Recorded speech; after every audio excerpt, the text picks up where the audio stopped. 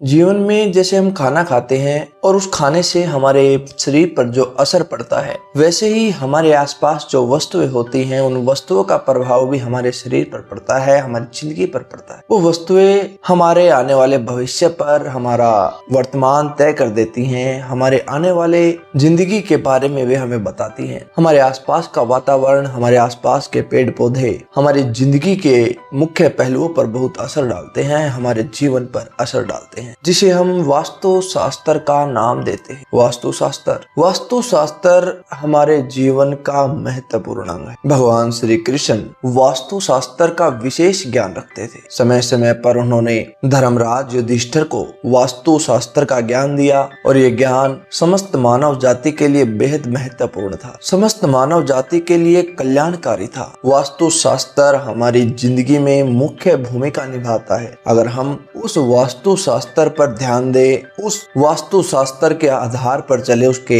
According चले, तो हमारा जीवन कुछ हद तक बहुत ही आसान हो सकता है। हम आने वाले दुखों के बारे में सचेत हो सकते हैं, आने वाले कष्टों से बच सकते हैं। जीवन में जो हमने किया है, जो हमारे पिछले जन्म के कर्म है, उनका जो फल हमें मिलना है, वो फल तो हमें मिलकर ही रहेगा। क्योंकि अगर कोई पेड़ हमने उगाया है, कोई बीज हमने बोया है, तो वो पेड़ उगकर हमें फल जरूर देगा, वो हमें खाना ही पड़ेगा। किंतु उसको खाने में, उस फल को भोगने में हमें कुछ न कुछ सुविधा जरूर हो जाएगी, हमें ज्यादा कष्ट ना हो। वास्तु शास्त्र इस बात का भी बेहद महत्वपूर्ण भूमिका निभाता है। ऐसे ही भगवान श्री कृष्ण ने हमें दो ऐसे पेड़ों के बारे में बताया है जिससे कारण हमारा जीवन थोड़ा सा आसान हो सकता है, क्योंकि पेड़ भी हमारे जीवन पर महत्वपूर्ण असर डालते हैं। कुछ पेड़ ऐसे होते हैं जो हमारे घर में है, हमारे घर में वो दुख और दरिद्रता पैदा कर देते हैं, हमारा ऐशो आराम सब नष्ट कर देते हैं। उन पेड़ों के कारण हमारे घर में कभी उन्नति नहीं होती, हमारे घर में कभी भी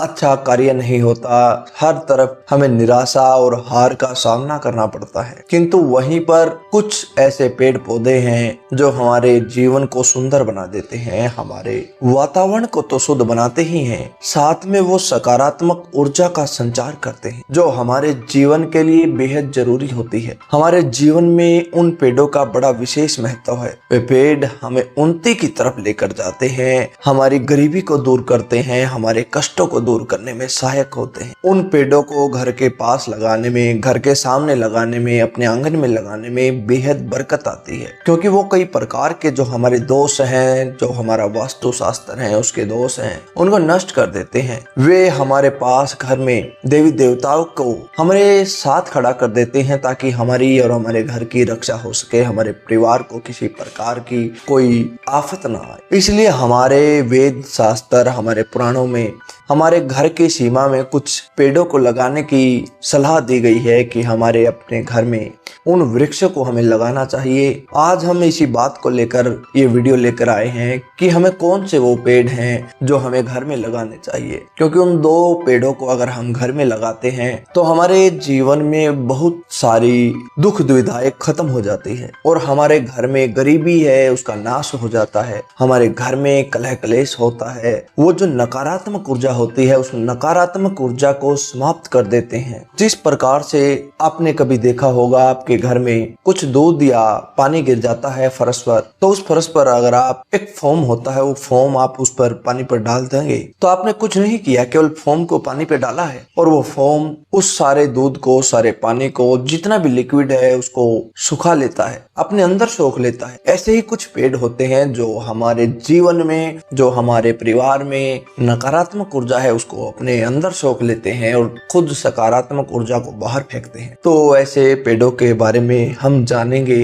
किंतु साथ ही वेद शास्त्रों में, पुराणों में हमें ऐसे अशुभ वृक्षों का वर्णन मिलता है जिन्हें हमें कभी अपने घर की सीमा के अंदर नहीं लगाना चाहिए, जो अमंगलकारी होते हैं। अगर ये वृक्ष हमारे घर के सामने होते हैं तो हमें दरिद्रता आती है। इन वृक्षों को हम अपने घर में लगाते हैं तो हमारे घर में धन का नाश होता है, हमारे बहुत सारे दुश्मन बन जाते हैं, मनुष्य अपना मान सम्मान भी खो देता है और इन वृक्षों को जाने अनजाने खाने में हम अपने घर में अपने आंगन में लगाते हैं तो उन्हें बिना किए देरी आप उन्हें हटा देना चाहिए। तो आज हम जानते हैं कि हमें कौन सा पेड़ लगाना चाहिए। उनका जिक्र करने वाले हैं वो 2 पेड़ों का जो हमें लगाना चाहिए। फिर कभी हम आपको जो नहीं लगाने चाहिए उन पेड़ों के बारे में बताएंगे।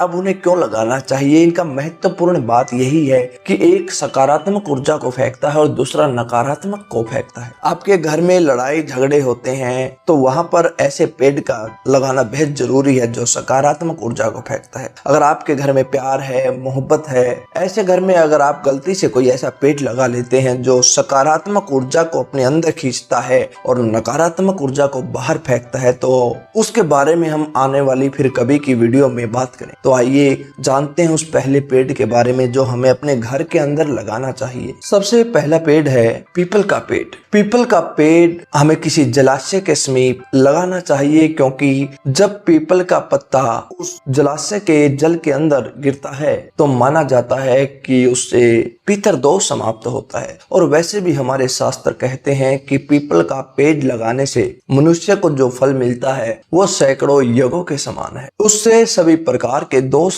नष्ट हो जाते हैं। जो मनुष्य हर रोज स्नान करके पीपल को स्पर्श भी करता है उसके बहुत सारे पाप कट जाते हैं, उसे पापों से मुक्ति मिलती है, कभी उसे हार का सामना नहीं करना पड़ता। पीपल को पेड़ में अगर आप लगाते हो, पीपल के पेड़ को स्पर्श करते हो तो आपको लक्ष्मी की भी प्राप्ति होती है, उसकी आयु में भी वृद्धि होती है क्योंकि पीपल में देवी देवताओं का वास माना जाता है। हमारे शास्त्र कहते हैं कि पीपल की जड़ में श्री विष्णु, पीपल के तने में शिव जी और अगर भाग में ब्रह्मा जी रहते हैं। और सोमवती अमावस्या के दिन पीपल को प्रणाम करने से जो फल मिलता है वह 1000 गाय के दान के बराबर है। इस संसार में पीपल के समान कोई वृक्ष नहीं है क्योंकि साक्षात श्री हरि इस वृक्ष के रूप में पृथ्वी पर विराजमान है। पीपल के वृक्ष को चोट पहुंचाना या उसकी टहनी को तोड़ना, उसको उखाड़ना घोर अपराध माना जाता है, महापाप माना गया है। और ऐसा करने से मनुष्य एक कल्प तक नरक में रहता है। जो पीपल की जड़ को काटता है वह कभी नरक से बाहर नहीं आता। और वैसे भी वैज्ञानिक दृष्टि से देखा जाए तो पीपल का पेड़ बहुत महत्वपूर्ण है। वैज्ञानिक हमें बताते हैं कि अगर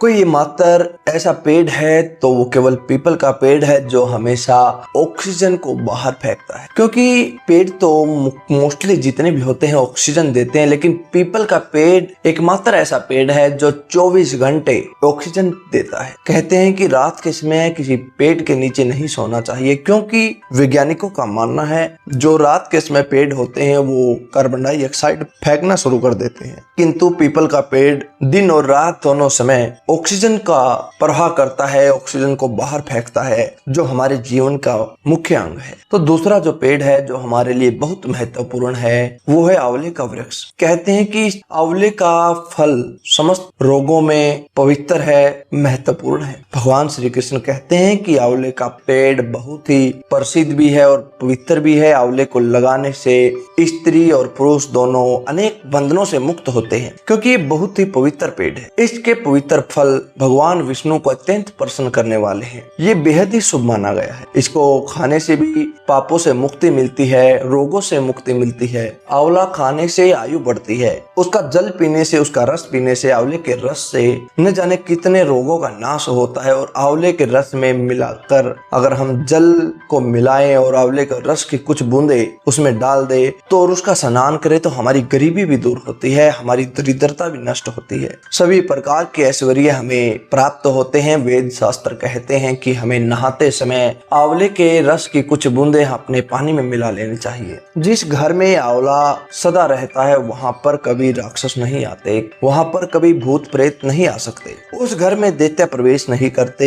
और एकादशी के दिन अगर आंवला मिल जाए तो संसार के सभी तीर्थों से बढ़कर फल प्राप्त होता है क्योंकि आंवला अपने केस में लगाने से व्यक्ति के केस भी कभी सफेद नहीं होते, वह इतना रामबाण होता है। और जिस घर में आंवले का वृक्ष होता है वहां पर साक्षात लक्ष्मी नारायण निवास करते हैं। आंवला हमारे जिंदगी का बहुत महत्वपूर्ण अंग है क्योंकि हम आंवले से वास्तु शास्त्र के हिसाब से देखें तो हमें सकारात्मक ऊर्जा मिलती है और अगर हम अपने शरीर के हिसाब से देखें तो आंवला हमारे लिए अनेक रोगों में कारगर साबित होने वाला है। तो घर में आंवले का वृक्ष होना बेहद जरूरी है। और एक और पेड़ की हम बात करें तो वो है अशोक का पेड़। अशोक का पेड़ में वेद शास्त्र कहते हैं, पद्म पुराण के अनुसार अशोक के वृक्ष में अप्सरा का निवास होता है। यह वृक्ष शोक का नाश करता है, दुखों का नाश करता है, निराशा को खत्म करता है। और इस वृक्ष को अगर हम अपने घर के पास लगाते हैं तो घर में सुख शांति बनी रहती है। अशोक का वृक्ष हमें शीतलता प्रदान करता है, हमें यौवन प्रदान करता है। जब माँ लक्ष्मी ने देवी सीता का रूप लिया था